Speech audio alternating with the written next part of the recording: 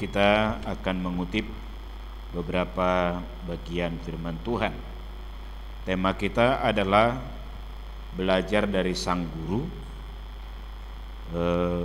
Kemarin diminta kepada saya supaya kita membahas bagaimana kita belajar dari Yesus tentang bagaimana bekerja, beberapa prinsip kerja.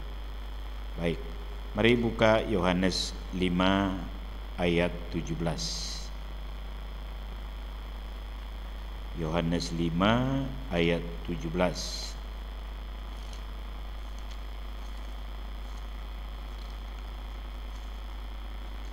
Sudah dapat? Mari kita baca bersama ayat 17. Dua-dua ya. Tetapi ia berkata kepada mereka, Bapakku bekerja sampai sekarang, maka aku pun bekerja juga. Jadi ini kan jawaban Yesus ketika dia disalahkan menyembuhkan pada hari Sabat. Yang mau dikatakan di sini adalah bahwa ada sebuah hal yang didahulukan daripada sekedar ketaatan kepada Taurat, tetapi juga satu hal lagi kalau kita pelajari di sini bahwa Bapa bekerja, maka Yesus pun bekerja. Artinya kalau kita mengaku sebagai anak-anak Tuhan, mengaku anak-anak Yesus, maka bekerja salah satu adalah bagian daripada kita mengikuti teladannya. Yesus saja bekerja, bagaimana kita juga harus bekerja. Makanya Paulus bilang dalam 2 Tesalonika pasal yang ketiga ayat yang ke-10, yang tidak bekerja jangan makan. Itu 2 Tesalonika 3 ayat 10. Artinya apa yang mau disampaikan Paulus? Yang gak benar loh, gak layak, kecuali dia misalnya difabel.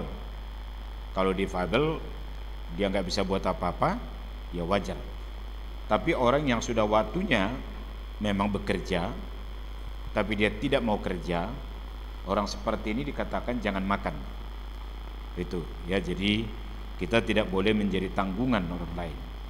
Jadi Bapa bekerja, maka kita pun bekerja. Yang kedua, coba kita lihat ayat 19-nya. Dalam ayat 19 Yesus berkata demikian.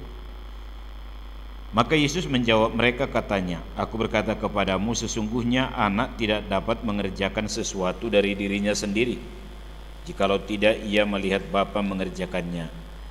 Ayat B-nya, sebab apa yang dikerjakan Bapa, itu juga yang dikerjakan oleh anak. Jadi dalam hal ini salah satu peniruan. Ada satu teologi yang bukan teologi, pandangan yang aneh yang berkembang di abad 17. Dalam pandangan ini mengatakan deisme namanya. Allah menciptakan langit, bumi dan seluruh isinya. Setelah itu Allah menyerahkan dunia ini kepada hukum alam dan Allah tidak terlibat lagi. Dan menurut mereka Allah itu pasif, hanya menunggu sampai akhir zaman. Ya, ingat ya, bagi orang Kristen gak ada kiamat ya. Itu konsep tetangga sebelah. Yang ada akhir zaman, the end of time, langit dan bumi yang baru. Jadi gak ada kita kiamat. Ya, kiamat itu konsepnya Islam. Jadi mereka bilang sampai itu aja, penciptaan selesai, Allah pasif, Allah diam. Ini kan pandangan yang salah. Allah bekerja sepanjang zaman. Maka Yesus berkata, Bapakku bekerja, maka aku bekerja. Tapi yang kedua, bahwa aku mengerjakan apa yang dikerjakan oleh Bapakku. Jadi dalam hal ini juga, saudara, kalau kita pahami bahwa kita mengerjakan pekerjaan kita kan gak boleh sembarangan. Kalau itu tidak mendatangkan kebaikan, tidak mendatangkan kesejahteraan, walaupun uangnya banyak, itu bukan pekerjaan orang Kristen. Makanya orang Kristen kan gak boleh kerja di pabrik narkoba, di pabrik alkohol, di pusat perjudian di Makau. Ya, jadi sesuatu itu kalau melanggar firman Tuhan, gak boleh orang kerja di sana. Jadi orang Kristen itu dalam rangka mengerjakan sesuatu yang baik dari pekerjaan Bapa. Jadi mana pekerjaan Bapa kita? Itulah yang kita kerjakan. Dalam konteks ini saudara, ada beberapa hal kita pahami dari ayat 19 ini.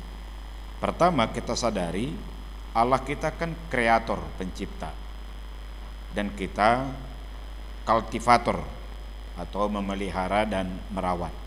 Kan itu amanat agung, mandat budaya kan, di dalam Kejadian 1 ayat 28, berfirmanlah Tuhan, beranak cuculah dan bertambah banyak, penuhilah bumi dan taklukkanlah, berkuasalah atas burung-burung di udara dan ikan-ikan di laut dan segala binatang melayap di bumi ini. Jadi ini mandat kita. Jadi Allah memberikan mandat itu kepada manusia, dan mandat itu akan berhenti setelah Kristus datang kedua kali. Karena itu kita meladani Kristus. Dia berkata, Yesus mengerjakan apa yang dikerjakan oleh Bapa, dan kita kan sedang mengerjakan mandat itu. Misalnya, kejatuhan kan membuat pekerjaan itu terkontaminasi dengan dosa. Karena itu kerja juga harus ditebus. Maka teman-teman masih ingat Efesus 2 ayat 10? Luar kepala, 2 ya. Efesus 2 ayat 10.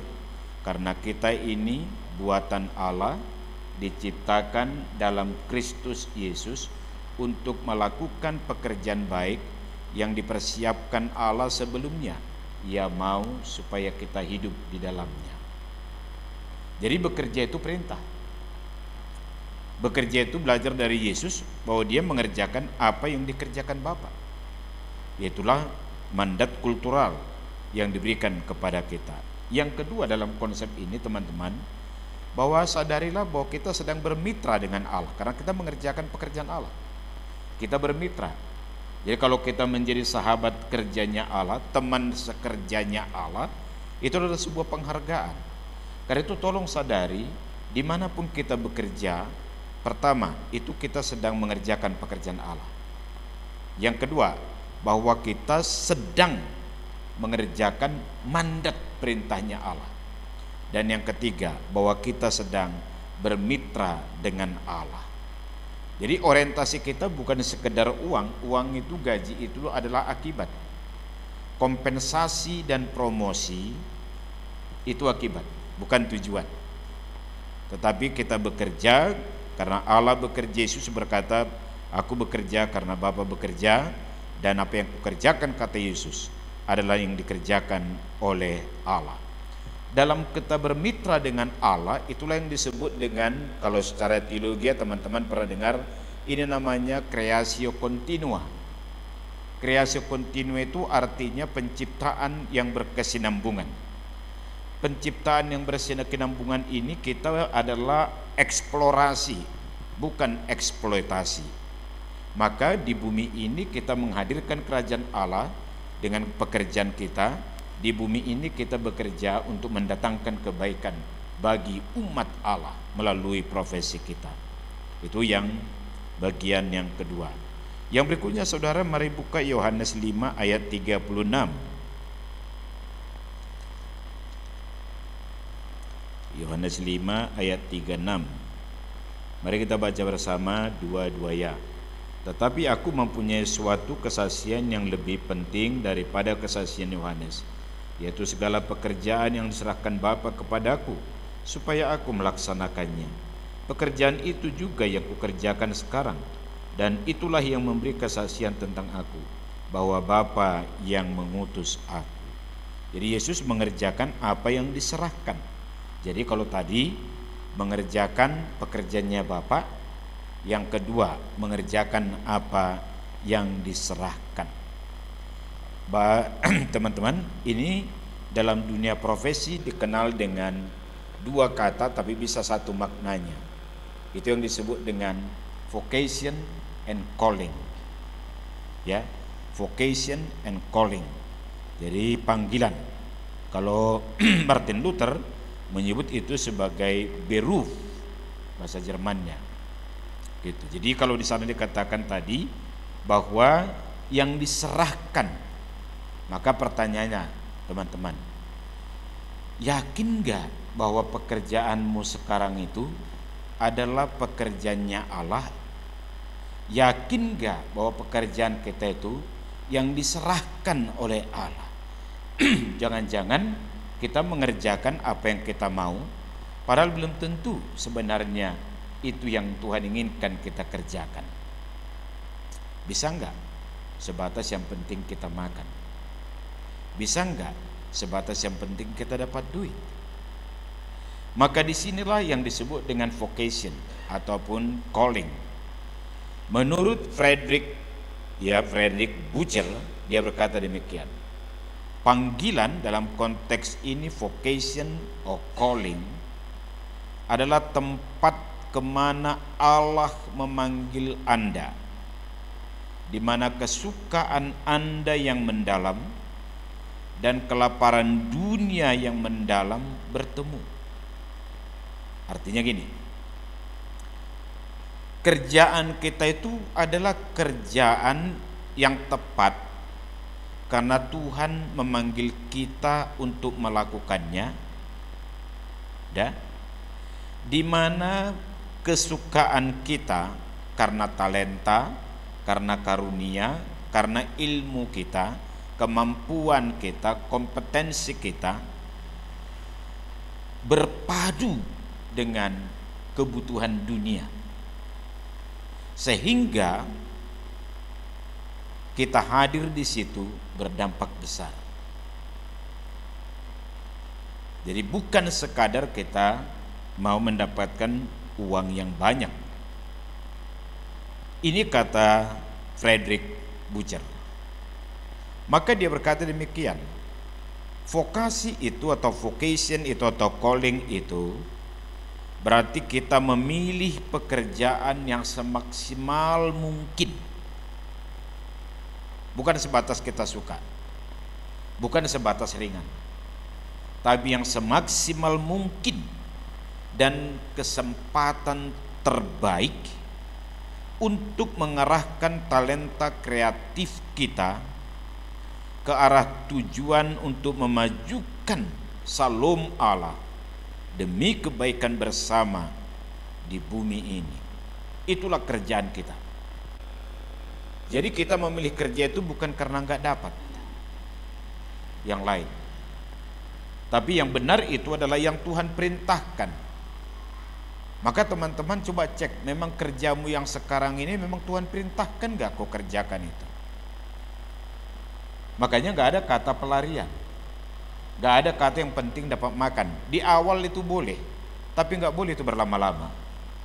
Maka pilihlah kerjaan di mana kita bisa maksimal berkarya bagi Tuhan, di mana kita maksimal berkontribusi, di mana kita maksimal mendatangkan kebaikan bagi orang sebagai cara Tuhan memberkati mereka melalui profesi kita. Itulah kerjaan yang tepat untuk kita lakukan. Maka Yesus berkata, aku bekerja mengerjakan apa yang diserahkan oleh Bapa.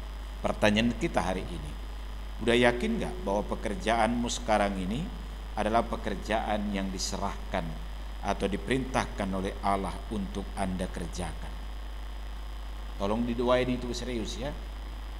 Kalau enggak, berdoalah supaya dapat kerjaan yang baru yang tepat. Kenapa ini penting teman-teman seperti ini ya? Jadi penekanannya kenapa itu ditekankan? Teman-teman pernah main kasti? Pernah ya? Enggak? Kalian orang kota semua? Atau kami aja yang pernah main kasti?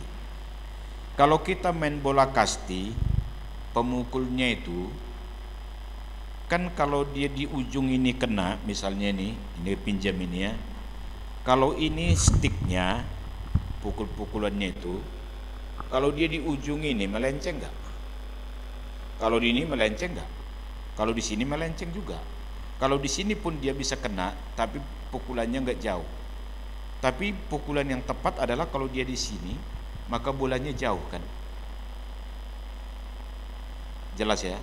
Itulah namanya titik pukul vokasi. Jadi kita bekerja belajar dari Yesus, bekerjalah dengan titik pukul vokasi. Kenapa ini penting?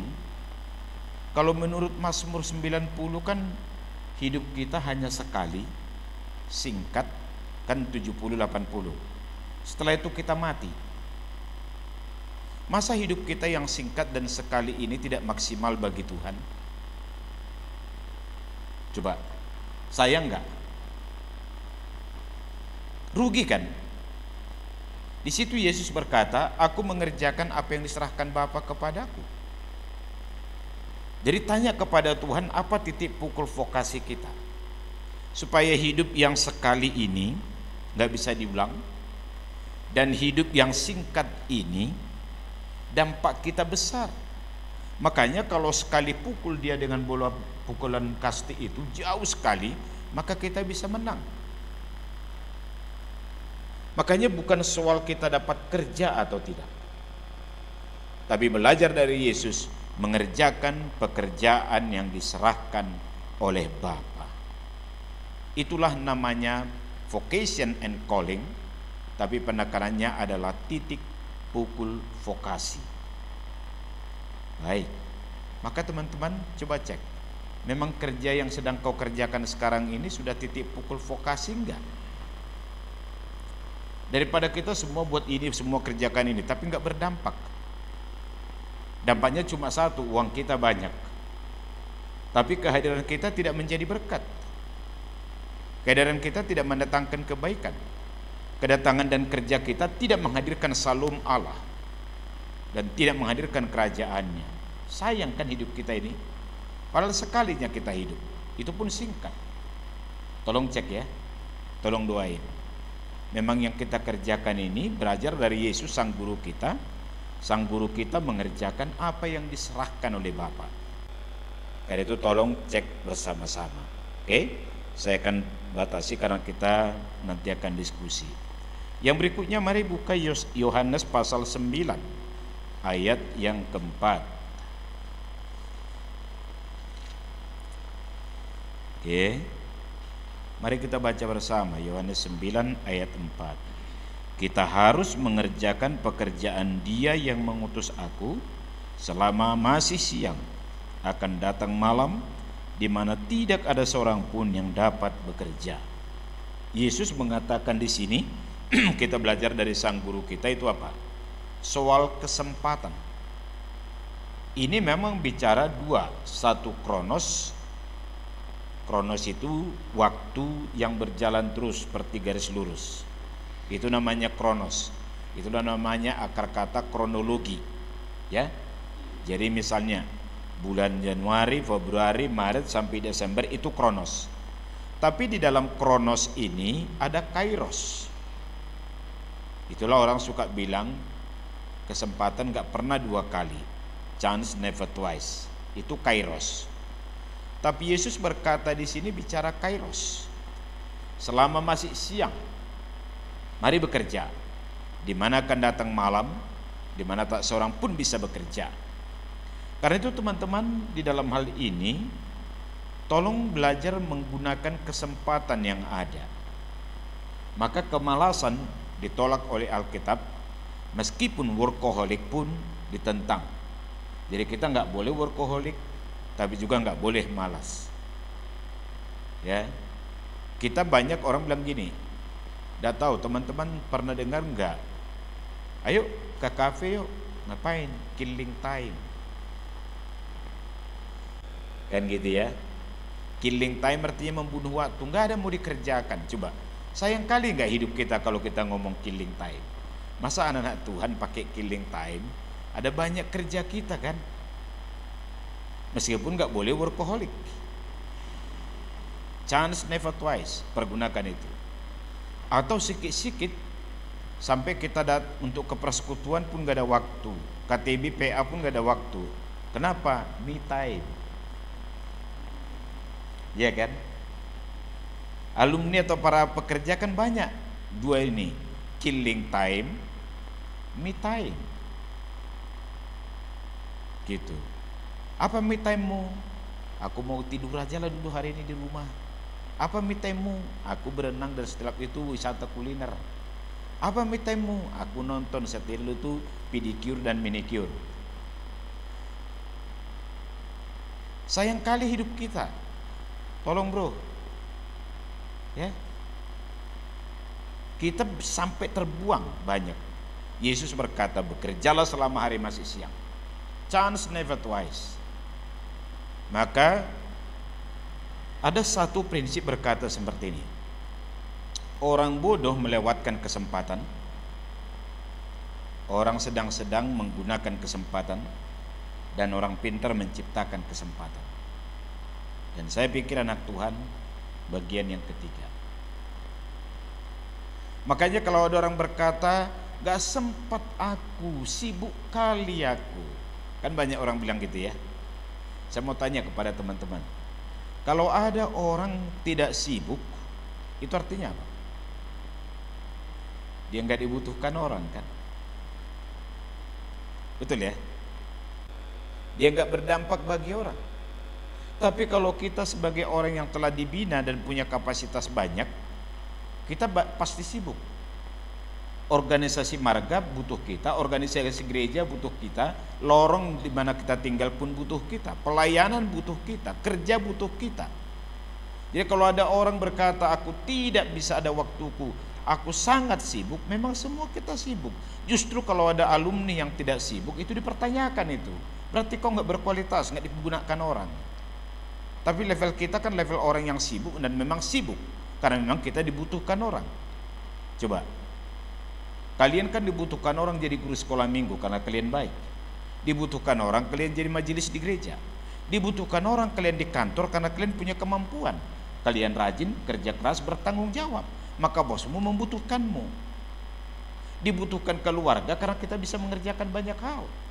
Jadi kalau ada kita nggak dibutuhkan orang sehingga tidak sibuk, ada yang salah dalam diri kita. Maka jangan pakai alasan juga, aku sibuk. Ya, tolong dicek killing time kita dan me time kita. Selama hari masih siang, Yesus berkata, aku bekerja. Chance never twice. Yesus kan cuma sekitar 3,5 tahun melayani. Ya, setelah itu dia akan mati, bangkit, naik ke surga. So, kita gimana? Mari menggunakan dan merebut kesempatan yang ini, bahkan menciptakan kesempatan untuk bisa kita berkarya bagi Tuhan. Itu yang keempat. Yang berikutnya saudara, yang kelima, mari buka Yohanes pasal 5:13. Oke. Itu kan kisah Yesus membasuh kaki murid-muridnya. Maka perhatikan saudara di dalam ayat yang mulai 13. Yohanes 13 itu, perhatikan mulai ayat yang ke-13. Yesus bilang gini kepada murid-muridnya, kamu menyebut aku guru dan Tuhan, dan katamu itu tepat, sebab memang akulah guru dan Tuhan. Saya skip sebentar ini ya, ayat 13 ini. Teman-teman pernah nggak nonton di YouTube Zakir Naik bilang kalau ada Yesus berkata, aku Tuhan, maka aku tinggalkan agamaku dan aku jadi Kristen. Karena itu kalimat Zakir Naik kan. Suruh baca ayat 13 ini ya. Ya, Yesus bilang aku Tuhan dan aku guru. Benar katamu, memang aku Tuhan, kata Yesus. Kan mereka bilang nggak pernah Yesus mengatakan dirinya Tuhan. Kan itu kata orang-orang Islam yang menyerang. Zakir Naik salah satu. Suruh baca Yohanes 13 ayat 13 ya. Itu skip lah, itu skip. Gitu ya, hanya muncul di otakku aja itu sekilas. Oke, perhatikan ayat 14. Jadi jikalau aku membasuh kakimu, aku yang adalah Tuhan dan gurumu, maka kamu pun wajib saling membasuh kakimu. Sebab aku telah memberikan suatu teladan kepada kamu, supaya kamu juga berbuat sama seperti yang telah kuperbuat kepadamu. Dalam bekerja yang perlu kita teladani dalam hal ini adalah Yesus bekerja dan memimpin untuk melayani. Jadi to lead means to serve. Memimpin berarti melayani. Memimpin berarti menjadikan diri kita hamba. Yesus Tuhan, Yesus guru, dia membasuh kaki murid-muridnya. Maka teman-teman, kalau kau misalnya jadi kepala seksi atau jadi manajer atau supervisor di kantormu, maka itu berarti kesempatan untuk mengabdi, kesempatan untuk melayani. Maka anak-anak Tuhan dalam pekerjaan tidak menjadi bosi. Kita tidak bosi, tapi kita jiwa hamba, jiwa pelayan. Karena kita datang untuk melayani, bukan untuk dilayani. Ini prinsipnya. Jadi kalau ini perlu kita tanamkan juga dalam profesi kita. Tadi pagi saya khotbah di kantor Peti Kemas Belawan. Saya bilang itu kepada mereka, tanamkan dalam hati kita sebelum pulang berangkat dari rumah ke kantor, Tuhan tolong aku hari ini, aku mau melayani siapapun, staf, pegawai, konsumen yang ada di kantor, dan aku mau jadi berkat. Jadi kita datang bukan bosi meskipun jadi manajer, meskipun menjadi supervisor, tapi kita datang mau melayani. Dan saya bilang lagi sama mereka, mau pulang dari kantor, tanamkan dalam hatimu dan berdoa, Tuhan aku mau pulang, aku mau melayani istriku, aku mau melayani anakku, atau aku mau melayani suamiku. Maka ketika didapatinya dia pulang misalnya jam 7 malam, anaknya belum mandi, belum makan, udah buku berantakan, main-mainan berantakan, dan istri nggak masak. Jadi coba bayangin, istri juga belum masak, belum mandi, apa semua. Maka tertanam tadi dalam hati kita, aku pulang ke rumah mau melayani istri dan anak-anakku. Jadi seperti itu yang dapatkan, tanamkan itu, memang aku mau melayani, kita kerjakan, dan kita nggak perlu marah-marah. Latih ya. Jadi kalau kita mau ke kantor, mau jadi guru, profesi apapun, aku mau melayani. Aku mau menjadikan diriku hamba bagi mereka. Mulai dari security, cleaning service, aku pun menjadi hamba bagi mereka. Maka kita duluan memberi salam, kita duluan menegur, kita memberikan apa yang terbaik yang bisa kita lakukan. Come to serve, not to be served. Datang untuk melayani, bukan untuk dilayani. Bahkan kalau Yesus dikatakan menyerahkan nyawanya menjadi tebusan bagi banyak orang, Markus 10 ayat 45. Mari belajar akan hal ini. Jadi guru kita, Tuhan kita, dia menjadikan dirinya pemimpin yang menghamba, pemimpin yang melayani, pemimpin yang berkorban bagi orang yang dilayaninya. Dan ini metode yang tepat kita lakukan dalam dunia profesi. Jadi kalau misalnya kita jadi guru, ya kita jadi pelayan bagi siswa, melayani siswa kita, melayani cleaning service di sekolah itu. Jadi kita meskipun kepala sekolah, memang untuk itu kita datang. Makanya moto pegawai negeri kita kan sebenarnya bagusnya kan, pelayan masyarakat istilahnya ya, gitu. Apa namanya itu, linmas ya, salah satu linmas gitu. Tapi jangan dipelesetin jadi lintah masyarakat ya, menghisap rakyat jadinya kan, gitu. Jadi ini penting bagi kita. Yesus berkata seperti itu. Makanya teman-teman, dalam profesi belajar dari Yesus dalam bekerja adalah servanthood leadership, kepemimpinan yang menghamba. Oke? Baik. Mari buka Markus pasal 1.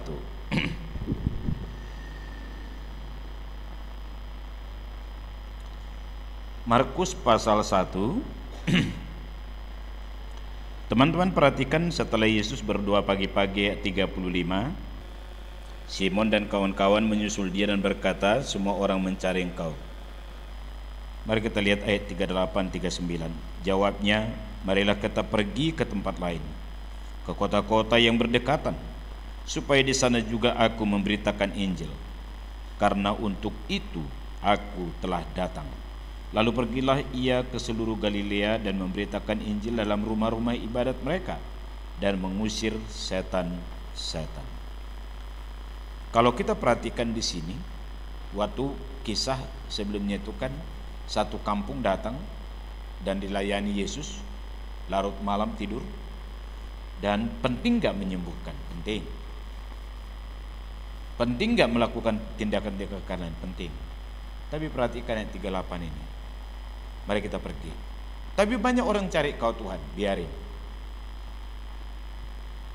Aku datang untuk apa? Ayat 38. Untuk memberitakan Injil. Apa yang kita pelajari? Teman-teman, mari bekerja di mana kita tahu prioritas utama kita, kerja utama kita.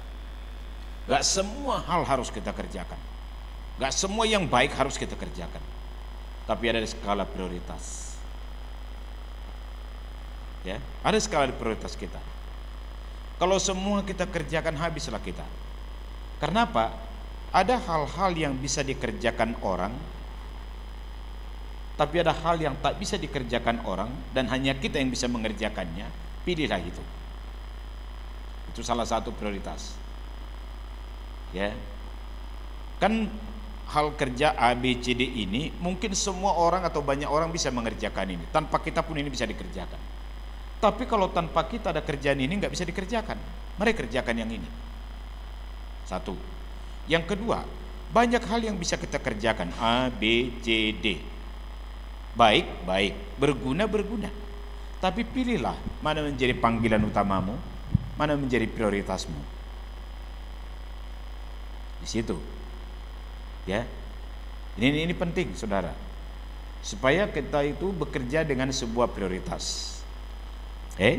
Yang terakhir sebelum kita diskusi, karena waktu diberikan sama aku cuma 30 menit. Mari buka Yohanes 17 ayat yang keempat.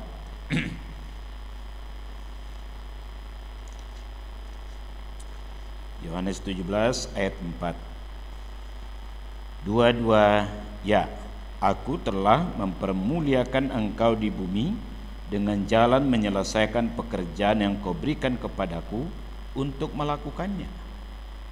Apa yang kita lihat dalam hal ini? Salah satu aspek mempermuliakan Allah adalah menyelesaikan pekerjaan yang diberikan Tuhan kepada kita untuk dilakukan. Finishing well. Makanya waktu di kayu salib sebelum mati, kalimat Yesus kan berkata sudah selesai. Tetelestai bahasa Yunaninya. Itulah Yohanes 19 ayat 30. Jadi sebelum dia mati, dia berkata sudah selesai. Baik. Teman-teman, bagi kita ada dua kata sudah selesai dalam arti mempermuliakan Tuhan. Yang pertama, sampai kita pensiun. Ada pensiun 55, 56, ada 58. Pegawai negeri ada 58, ada 60. Widya suara bisa sampai 62 sampai 65. Itulah terminologi yang pertama. Pertanyaannya, adakah kita finishing well, mempermuliakan Allah dengan menyelesaikan pekerjaan yang Tuhan berikan bagi kita untuk melakukannya? Itu yang pertama. Yang kedua, finishing well itu yang dikatakan oleh Paulus dalam 2 Timotius pasal 4 ayat yang ke-7. Aku telah mengakhiri pertandingan dengan baik, aku telah mencapai garis akhir, dan aku telah memelihara iman. Itu ayat yang ke-7, 2 Timotius pasal 4. Maka dua termin waktu ini harus kita jalani dan harus kita lalui. Makanya teman-teman, apakah kita nanti mengakhiri pekerjaan kita di sebuah kantor atau perusahaan, kita seharusnya bisa berkata sama seperti Yesus. Bapa, aku telah mempermuliakan engkau di bumi dengan menyelesaikan pekerjaan yang kau berikan kepada aku untuk melakukannya. Maka sampai tuntas di akhir masa kerja kita di perusahaan atau di kantor itu, kita finishing well. Tuntas waktunya, dan selama kerja tidak pernah korupsi, selama kerja tidak pernah nipu, selama kerja tidak pernah nyogok, selama tidak pernah titip absen, selama kerja kita berkarya menjadi berkat, memberi buah. Barulah mengacu kepada 2 Timotius 4 ayat 7, belajar dari Paulus sampai finishing well. Sampai kapan? Tidak tahu kapan Tuhan memanggil kita, kapan Tuhan kita meninggal dunia, gitu ya. Bisa 80 tahun gitu kan, atau lebih, bisa jadi, terserah Tuhan. Atau bisa nggak sampai 70 tahun gitu. Banyak kan yang muda-muda juga meninggal kan, mana tahu itu. Tapi kalau bisa jangan dulu lah ya, masih mudanya kalian kuliah di sini. Kayaknya yang hadir ini aku lebih tua mungkin sedikit ya. Ini penting bagi kita. Yesus berkata, aku telah mempermuliakan engkau. Maka salah satu mempermuliakan Tuhan bukan ibadah, bukan pujian nyanyian, meskipun itu penting, tapi mempermuliakan Tuhan adalah finishing well dalam dunia profesi, di mana kita menyelesaikan pertandingan dengan baik, berintegritas, kerja keras, dengan menyelesaikan dengan titik fokus vokasi yang Tuhan berikan kepada kita. Baik, sampai demikian, mari kita diskusi.